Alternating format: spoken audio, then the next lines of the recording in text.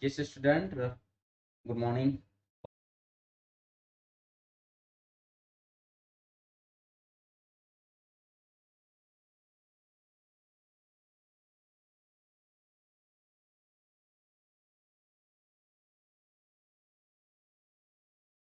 Yes, student. अभी चीजें clear है.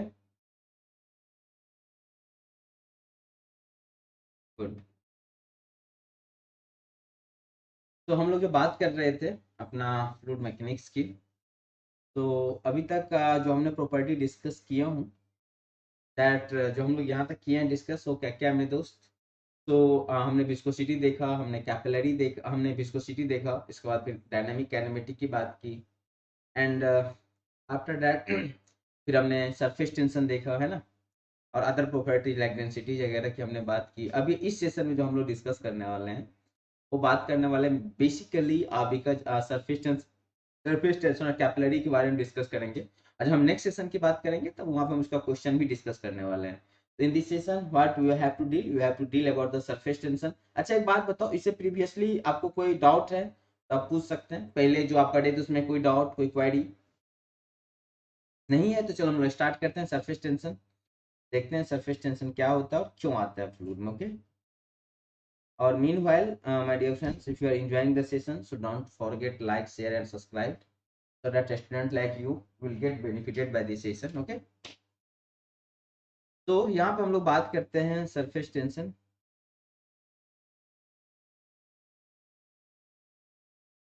Surface tension. ओके.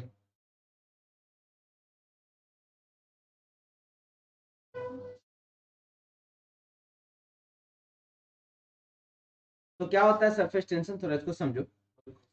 जैसे कि सपोज करो ये हमारे पास अपने पास फ्लूइड है. ओके. लाइक दैट यू के सरफेस है.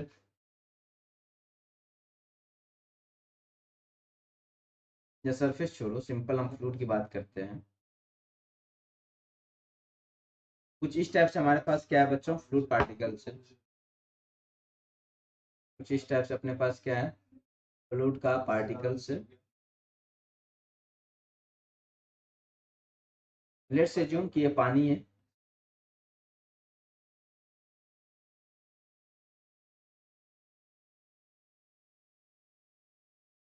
ऐसे करके आपके पास फ्लूइड पार्टिकल्स है. लेट्स एज्यूम पानी है. ओके. इसमें आप किसी एक पार्टिकल्स की बात करो.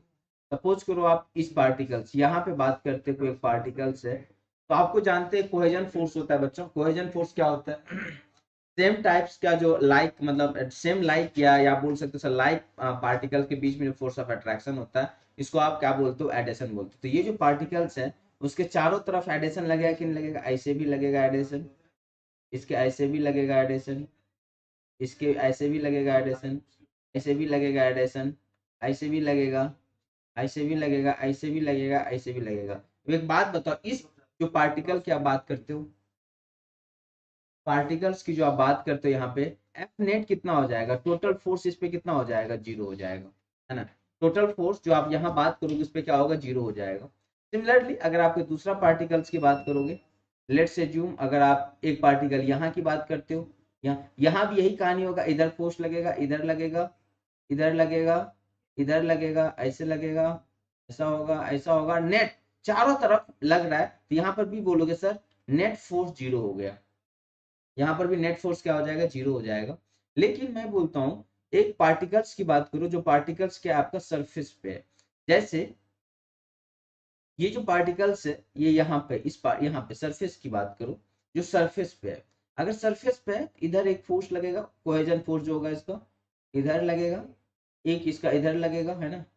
ये आपस में एक दूसरे कैंसिल आउट करेगा. लेकिन एक बात बताओ, एक नीचे में इससे पहले क्या होता था, नीचे वाले को इसके ऊपर वाला कैंसिल आउट कर देता था. लेकिन एक बात बताओ, ये जो नीचे वाला जो है बच्चों, ये जो है नीचे वाला, क्या ये जो है इसको कोई कैंसिल आउट करने वाला है क्या? क्या उसके ऊपर कोई फ्लूइड जो हमारा लिक्विड की बात करेंगे, कोई लिक्विड है या कोई ऐसा मतलब कोई और वाटर का, अगर मान लो ये वाटर है तो इसके ऊपर कोई अदर वाटर का पार्टिकल्स है क्या? आप बोलोगे सर नहीं है. तब क्या होगा, जो पार्टिकल सरफेस पे है इसको एक नेट डाउनवर्ड जो भी है, यहाँ पर इसको देख लो, इसको भी लगेगा हमको नीचे की तरफ खींचा जा रहा है, इसको भी लग रहा है हमको नीचे की तरफ खींचा जा रहा है.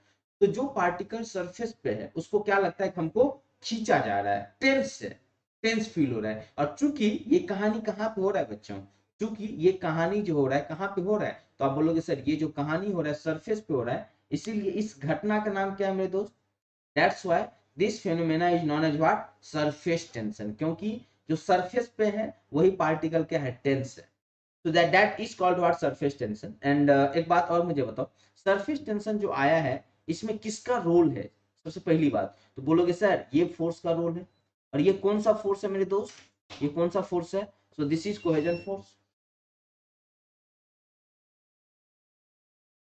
और एक बात बताओ, सरफेस टेंशन में जरूरी है कि एक सरफेस बने, सरफेस टेंशन में क्या जरूरी है, जरूरी है कि एक आपका सरफेस बने। मुझे बताओ ये जो पार्टिकल्स है इसके ऊपर में कुछ नहीं है तो क्या होगा, एयर होगा कि नहीं होगा, मतलब पानी जो है उसका जो सरफेस है उसके ऊपर में कुछ नहीं है तो क्या है, एयर है। कुछ नहीं है तो क्या है, एयर है। तो सरफेस टेंशन के लिए जरूरी है कि हमेशा दो ऐसा फ्लूइड हो जो इंटरफेस बनाता हो, है ना, मतलब इंटरफेस बनाता हो, मतलब दो इमिसिबल फ्लूइड हो। जैसे अगर मान लो हमने सरफेस टेंशन, एक बात बताओ, जब आ रहा है जब कितना फ्लूइड है, एक तो आपका वाटर है, ऊपर में कुछ नहीं है तो क्या है, एयर है। ऊपर में कुछ नहीं है तो क्या, एयर है। तो कितना फ्लूइड की रिक्वायरमेंट है सरफेस टेंशन के लिए, तो बोलोगे सर दो फ्लूइड की रिक्वायरमेंट है। तो सरफेस टेंशन अपने आप आया, दो फ्लूइड के कारण आया। तो बोलोगे सर ऊपर की तरफ इसका एडेशन फोर्स लग रहा होगा, यहाँ पे ऊपर है तो कुछ ना कुछ एडेशन फोर्स भी लग रहा होगा, तो नेट फोर्स डाउनवर्ड होगा, कुछ ना कुछ तो होगा। तो सरफेस टेंशन को इसीलिए आप क्या बोलते हो, बाइनरी प्रॉपर्टी, क्या बोलते हो, बाइनरी प्रॉपर्टी। क्यों बोलते हैं बाइनरी प्रॉपर्टी मेरे दोस्त, क्योंकि सर सरफेस टेंशन के लिए जरूरी है कि दो फ्लूइड हो, सिंगल फ्लूइड में नहीं हो सकता। जैसे पानी पानी है, अगर पानी पानी होगा तो नहीं होगा। सरफेस टेंशन के लिए जरूरी है एक इंटरफेस बने। इंटरफेस कब बनेगा, जब दो ऐसा फ्लूइड होगा जो आपस में इमिसिबल हो, मतलब एक दूसरे में ना मिले। जैसे पानी के ऊपर पेट्रोल डाल दो आप, सरफेस बनेगा एक, क्योंकि पानी जो है, पानी के ऊपर पेट्रोल तैरेगा तो एक सरफेस तो बनेगा वहां पे जिसपे ये तैरेगा, इंटरफेस होगा। पानी के ऊपर आप केरोसिन डाल दो, सरफेस बनेगा, है ना। लेकिन इसीलिए इसको हम बोलते हैं बाइंडिंग प्रॉपर्टी। लेकिन एक बात और याद रखो, दो गैस कभी भी मिलाओगे ना, दो आप बोलोगे सर दो इमिसिबल फ्लूइड की बात करते हो तो क्या दो गैस इमिसिबल हो सकता है क्या, लाइक एक आपके पास ऑक्सीजन है, एक आपको नाइट्रोजन है। जब आप इस दोनों को मिलाओगे तो हमेशा क्या होगा, मिसिबल होगा, एक दूसरे में पूरी तरह से मिल जाएगा। तो कभी भी गैस की केस में आप बात करोगे तो आपको सरफेस टेंशन देखने को नहीं मिलेगा। सरफेस टेंशन जरूरी है कि एक इमिसिबल, दो इमिसिबल फ्लूइड हो, और चूंकि इसमें दो फ्लूइड का कंट्रीब्यूशन है, इसीलिए इस फोर्स को हम लोग क्या बोलते हैं, सरफेस। इसीलिए इस फोर्स को हम लोग, इसीलिए इस प्रॉपर्टी को हम लोग बोलते हैं बाइंडिंग प्रॉपर्टी, क्योंकि दो फ्लूइड की रिक्वायरमेंट है, पहला चीज। दूसरा चीज, सरफेस टेंशन में जो मेनली रोल है ना बच्चों, किसका रोल है, कोहेजन का। यही फोर्स है, और ये कौन सा फोर्स है, पार्टिकल्स का एडजेसेंट वाला, मतलब कोहेजन फोर्स है। मेनली रोल किसका है, cohesion force. Okay, now come to the next point. जो सरफेस टेंशन होता है उसके कारण क्या होता है आपका, जो पार्टिकल्स होता है स्ट्रेच हो जाता है, इसको जब खींचेगा तो थोड़ा पतला हो जाएगा, स्ट्रेच इलास्टिक मेम्ब्रेन्स की तरह हो जाता है। पार्टिकल्स कैसे होते हैं, just like a stretch elastic membranes, मतलब खींचा हुआ मेम्ब्रेन्स की तरह, स्ट्रेच, स्ट्रेच इलास्टिक मेम्ब्रेन्स।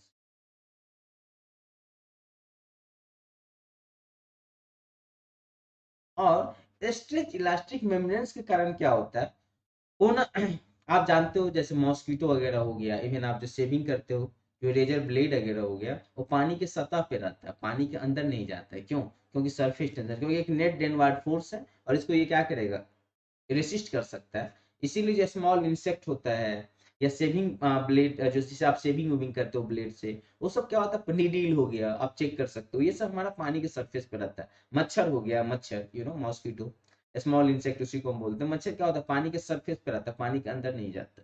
क्यों नहीं जाता, बिकॉज ऑफ सरफेस टेंशन। तो होपफुली आपको सरफेस टेंशन समझ में आ रहा होगा। और सरफेस टेंशन के लिए जो सबसे ज्यादा जरूरी बात है दोस्त, वो सबसे ज्यादा जरूरी है कि टू इमिसिबल फ्लूइड। तो एक पॉइंट लिख सकते हो इसके बारे में, सरफेस टेंशन के बारे में क्या लिख सकते हो, when two immiscible fluid, when two immiscible fluid, when two, when two immiscible fluid makes contact, ये क्या हो रहा है sir, makes contact, then at the interface, then at the interface and the interface of these two fluid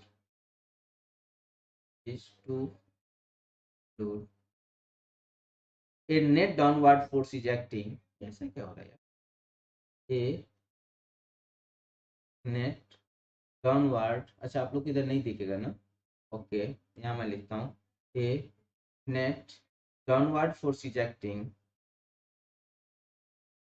downward force is acting, and this force per unit length is termed as surface tension, and this force per unit length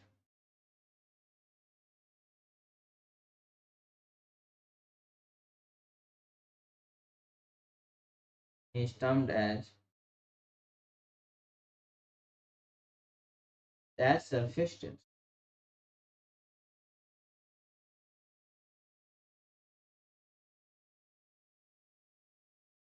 इसी को हम क्या बोलेंगे बच्चों? That will be called is what? Surface tension. अब देखो बोलोगे sir अच्छा इसमें मेनली रोल किसका था? कोहेजन का था, थोड़ा बहुत रोल एडिशन का भी है जो ऊपर की तरफ लग रहा है एयर ना। एक बात और मुझे बताओ, यहाँ पे आप बोलोगे कि सर सरफेस टेंशन को हम कैसे डिफाइन किए? It will be denoted by sigma, तो it will be F upon L. Surface tension कैसा होगा? एफ अपॉन, ओके इसका यूनिट क्या हो जाएगा बच्चों? न्यूटन, और एल का क्या हो जाएगा? Metre SI unit. ओके एक बात मुझे और बताओ, आप टेम्परेचर बढ़ाओगे तो सरफेस टेंशन क्या होना चाहिए? बढ़ना चाहिए, घटना चाहिए?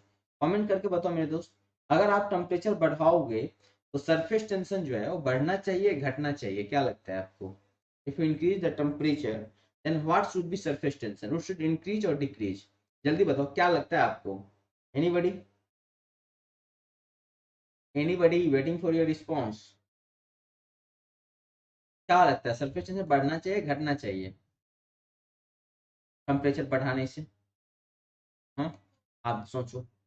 आप बोलोगे कि सर देखो अगर हम टेम्परेचर बढ़ाएंगे यहाँ से, तो अगर हम टेम्परेचर बढ़ाएंगे सर, मुझे एक बात बताओ आप, जो मेनली जो रोल था सरफेस टेंशन में वो कहीं ना कहीं कोहेजन का रोल है सर, है ना? कोहेजन का रोल है, मेनली इसका रोल है। सर अगर हम टेम्परेचर बढ़ाएंगे तो हमको इतना बात तो समझ में आ रहा है कि मॉलिक्यूल्स दूर दूर जाएगा, है ना? टेम्परेचर बढ़ाएंगे सर तो मॉलिक्यूल्स क्या होगा? हमारा दूर दूर जाएगा, वेल और अगर मॉलिक्यूल्स दूर दूर चला गया मेरे दोस्त तो कोहेजन फोर्स क्या हो जाएगा? कम हो जाएगा। अगर कोहेजन फोर्स कम हो गया तो सरफेस टेंशन भी आपका कम हो जाएगा। तो आप बोलोगे सर टेम्परेचर बढ़ाने से जो सरफेस टेंशन होता है वो क्या होता है? तो by increasing temperature surface tension will gets reduce. ये क्वेश्चंस आ जाता है कभी कभार, तो इसको अच्छा से समझ लो। जब आप टेम्परेचर बढ़ाओगे तो सरफेस टेंशन आपका हट जाएगा। कभी कभार इसको ऐसा पूछा जाएगा, आपके पास हॉट पानी, हॉट वाटर है एंड कोल्ड वाटर है, तो सरफेस टेंशन कहाँ पे जाता होगा? हॉट वाटर में या कोल्ड वाटर में? तो आप बोलोगे सर कोल्ड वाटर में, क्योंकि हॉट वाटर का सरफेस टेंशन कम होता है ना, क्योंकि उसमें मॉलिक्यूल्स दूर दूर होता है। यही वजह होता है, आपने कभी नहीं देखा होगा हॉट वाटर पे कि कोई मॉस्किटो या मच्छर उच्छर आके बैठता है, लेकिन जब आप कोल्ड वाटर लॉन्ग टर्म आप छोड़ देते हो तो आप क्या करते हो? वहां पे आप देखते हो मच्छर पनप जाता है, मच्छर मॉस्किटो वगैरह आ जाता है, क्योंकि पानी ठंडा भी है और रुका भी हुआ है, तो उसकी सरफेस टेंशन बढ़ जाता है। अगर सरफेस टेंशन बढ़ गया तो अपने ऊपर ये कुछ ना कुछ लोड को कैरी कर सकता है, और जो लोड को कैरी कर सकता है, चूंकि मच्छर उच्छर बहुत हल्का होता है, वेरी सिंपली उसके सरफेस पे रहता है, फिर उसकी अपना लावा वावा देता है, फिर ये जनसंख्या बढ़ता है। समझ में आ रही बात? बट गर्म पानी में आप ऐसा नहीं देखोगे। क्यों नहीं देखोगे? क्योंकि उसकी सरफेस टेंशन कम होती है। ये क्लियर माय डियर फ्रेंड्स? क्या ये बात क्लियर है?